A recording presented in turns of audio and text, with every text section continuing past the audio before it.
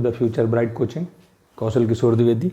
इस समय अब डायरेक्ट नरेशन की, और उसमें आज हम देखते हैं ऑप्टेटिव सेंटेंसेस। ऐसे सेंटेंस जिसमें हम कोई विश करते हैं, किसी को शुभकामनाएं देते हैं, ऐसे सेंटेंस को ऑप्टेटिव सेंटेंस कहते हैं। इनकी भी आइडेंटिफिकेशन में आप समझ लीजिए, जैसे एक्सक्लामेटरी सेंटेंस में साइन ऑफ एक्सक्लेमेशन था, इसमें भी साइन ऑफ एक्सक्लेमेशन लगा रहता है। पहले देखते हैं रिपोर्टिंग स्पीच किस में चेंज होती है। रिपोर्टिंग वर्ब या स्पीच को हम विश्ड या प्रेड में चेंज कर देते हैं। विश्ड या हम प्रेड में चेंज कर देते हैं, नंबर 1। नंबर 2, कंजक्शन दैट लगाते हैं। मे को हम माइट में चेंज करते हैं। बस इतनी सी बात है, बाकी सारे वही, ये 1 2 3 अपॉन सम, फर्स्ट पर्सन सब्जेक्ट के अनुसार, सेकेंड पर्सन ऑब्जेक्ट के अनुसार, थर्ड पर्सन नो चेंज। इस तरीके से हम इसको बना लेते हैं। ओनली आपको पहले में से सिर्फ एक चीज़ दैट कॉमन है, कई बार यूज कर चुके हैं आप पहले भी, यहाँ सिर्फ विश्ड या प्रेड और मे को माइट आप जानते हैं, कर चुके हैं। और ऑप्टेटिव सेंटेंस में एक बात और होती है कि इसमें वर्ब की फर्स्ट फॉर्म ही यूज होती है, और इसमें सब्जेक्ट भी नहीं देखा जाता है कि अगर आप किसी से बोलते हैं गॉड ब्लेस यू, तो एक्चुअल में सिंगुलर है, लेकिन आप ब्लेस ही बोलते हैं, उसमें एस या एस जोड़ने की ज़रूरत नहीं होती। ये भी इसका आइडेंटिफिकेशन होता है। लेकिन अभी आपका सबसे बढ़िया है कि इसमें कोई विश की जाएगी और उससे आपको समझ में आ जाएगा कि ये ऑप्टेटिव सेंटेंस है। सेंटेंस देखते हैं। He said may God bless you. इस सेंटेंस पे विचार करते हैं। He said may God bless you. According to rule, चूंकि ये गॉड, इसलिए प्रेड लिखें ज़्यादा बेहतर होगा। ही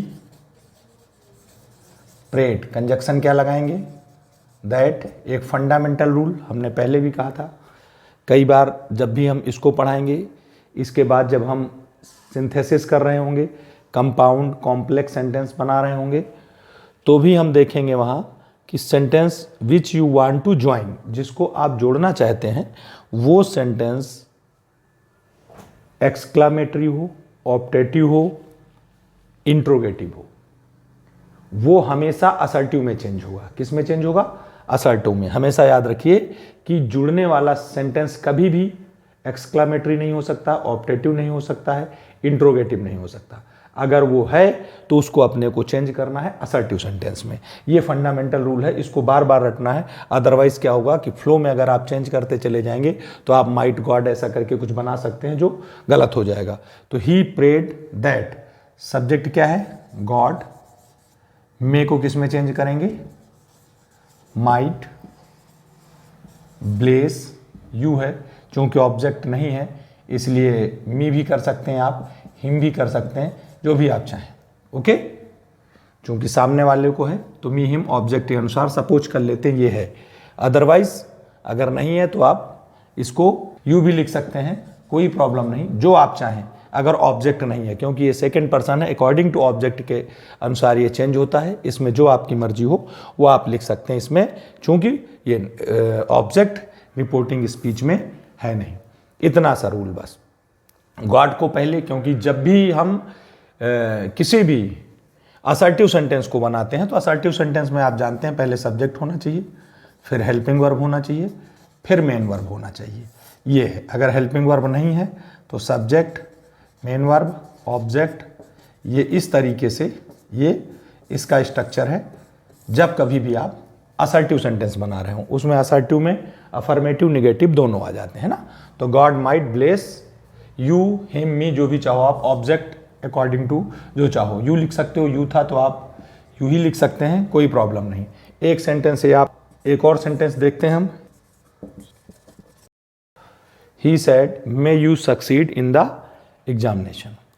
सेम है, कोई इसमें चेंज नहीं है, बिल्कुल सेम है, कुछ नहीं करना है, आप अपने रूल के अकॉर्डिंग चलिए। He wished he wished conjunction that, में को माइट में लेकिन सब्जेक्ट यू है, यू ही रख सकते हैं आप। यहाँ अगर मी आप सपोज करते हैं तो आप फिर आई कर लीजिए, कोई बात नहीं, जो ऑब्जेक्ट नहीं है तो यू का यू, यू माइट, कोई चेंज नहीं, succeed in the examinations. Comma inverted को, कॉमा को हटा देंगे, ये साइन ऑफ एक्सक्लेमेशन इसमें होता है, इस साइन ऑफ एक्सक्लेमेशन को भी हटा देंगे और इस तरह इस सेंटेंस को हम बना लेंगे, डायरेक्ट से इनडायरेक्ट में चेंज कर लेंगे। फंडामेंटल रूल्स वही हैं, सिर्फ थोड़ी थोड़ी सी चेंजिंग है। मकसद मेरा ये है कि पहले आप सेंटेंस को कैसे फॉर्म करना है, कैसे उसको चेंज करना है, ये सीख जाएं। इसके बाद स्लाइटली थोड़े थोड़े से चेंजेज आते हैं, जिन चेंजेज को अपन जब हम सेंटेंस लेते हैं, जब भी हमारा चैप्टर कोई भी कंप्लीट होता है तो हम 2 या 3 दिन क्लासेस करते हैं जिसमें हम लगातार खाली sentence 10 may be 10 may be 15 20 sentences हम लेते हैं और जो डिफरेंट टाइप्स के होते हैं हम उनको साइड में बताते भी जाते हैं कि इनमें क्या क्या चेंज होना है या क्या हुआ है नया, बाकी कुछ थोड़ा बहुत एक आध चीज़ कुछ जोड़ना है, कुछ कम करना है। इसके भी हम अभी लेंगे, बाद में लेंगे और उसके बाद आपको बताएंगे कौन से में क्या। तो ये फंडामेंटल्स चीज़ें जो हैं, फंडामेंटल्स रूल हैं, वो पहले आपके जहन में वो फिट हो जाना चाहिए। एक और देखते हैं, we said God save the PM, फिर we prayed God save the PM। इस तरीके से हम इस सेंटेंस को चेंज कर सकते हैं। आपको माइट लगाना ही होगा और विश्ड भी लिख सकते हैं, प्रेड भी लिख सकते हैं, जो भी आप चाहो। इसके अलावा कुछ और आते हैं, कर्स्ड वगैरह हैं, कर्स्ड वगैरह है। अगर आप शाप दिया गया है, कुछ बुरी बात कही गई है, तो ऐसे सेंटेंस भी इससे रिलेटेड इसमें भी आते हैं।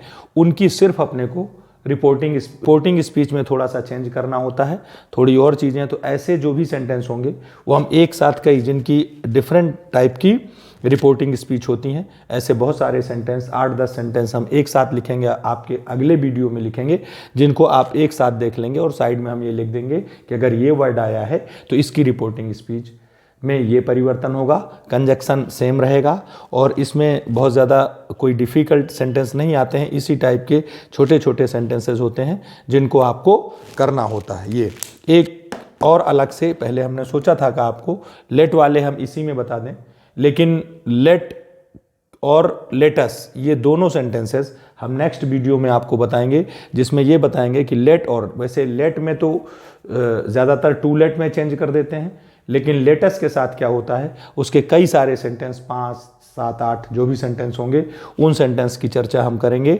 अपने नेक्स्ट वीडियो में। आज हमारा मकसद था, सिर्फ क्या था कि हमने सोचा था 2 या 3 दिन से शायद नया वीडियो नहीं डाल पा रहे थे, कुछ काम था, लेकिन अब हमने सोचा है कि आपको रोज़ वीडियो मिलना चाहिए या अल्टरनेट में मिलना चाहिए, जिससे आपकी कंटिन्यूटी बनी रहे। तो ऑप्टेटिव सेंटेंस की स्टूडेंट प्रैक्टिस करिए और प्रैक्टिस करने के बाद हम जो भी 2-4 सेंटेंस 2, 3, 4, 5 हम लिखते हैं और रूल सारे लिखते हैं, कोशिश करते हैं कि आप उनको बनाते रहिए। आप घर पे ज़रूर प्रैक्टिस करिए, क्योंकि प्रैक्टिस से ही आएंगे। आप हमको सुन के या किसी को भी सुन के, किसी टीचर को मेहनत आपको करनी पड़ेगी। You have to work hard. और जैसे जैसे आप देखेंगे, थोड़े से आप घर में बनाएंगे, हम आपको ज़्यादा थोड़ी मदद करेंगे उसके अकॉर्डिंग। जो आप कि हमारे पास कमेंट्स आते रहते हैं, व्हाट्सएप पे भेज देते हैं, जो परिचित स्टूडेंट हैं वो भेजते हैं, उसके अकॉर्डिंग हम उनकी भी प्रॉब्लम को सोचते हैं कि इसमें इंक्लूड करते जाएं। ये हमारा मकसद होता है। अब थोड़ा सा हम इससे बिल्कुल चैप्टर के एंड की तरफ चल रहे हैं, धीरे धीरे कुछ बचे हुए हैं, कुछ चीज़ें रह गई जिनको करना है। अब हम चैप्टर के एंड की तरफ जब जाएंगे तो आपको मेन चीज़ें और डिफ़िकल्ट और वो सेंटेंस लेंगे जो कई बार आ चुके हैं। एक बार हम आपको फिर बता दें, डायरेक्ट से इनडायरेक्ट बदलने में आपको वही रूल्स जो सबसे पहले बताए थे वो, लेकिन सबसे फंडामेंटल चीज़ है कि आप पहले इनके पर्सन्स को चेंज करना ज़रूर सीखिए। अगर पर्सन चेंज नहीं होगा तो फिर दिक्कत आती। अब कभी कभी जब हम अगले वीडियो में और लेंगे थोड़ा सा अभी कुछ वो सेंटेंस है जिनकी रिपोर्टिंग स्पीच चेंज होती है, लेट वाले हैं, लेटस है, इसको कराने के बाद हम क्या करेंगे, कुछ सेंटेंस ऐसे लेंगे जिसमें चेंज होगा, कुछ सेंटेंस ऐसे लेंगे जो A B C D E part में डिवाइड होंगे और आपको एरर पकड़नी होगी। उसमें ये भी आपको देखना होगा कि ये सेंटेंस है डायरेक्ट नरेशन का है या इनडायरेक्ट नरेशन का। अगर आपने अब तक हमारे चैनल को सब्सक्राइब नहीं किया है तो आप चैनल को सब्सक्राइब करिए। बहुत अच्छे वीडियो, बहुत ज्ञानवर्धक वीडियो अंग्रेजी से संबंधित आपको देखने के लिए मिलेंगे। Thank you.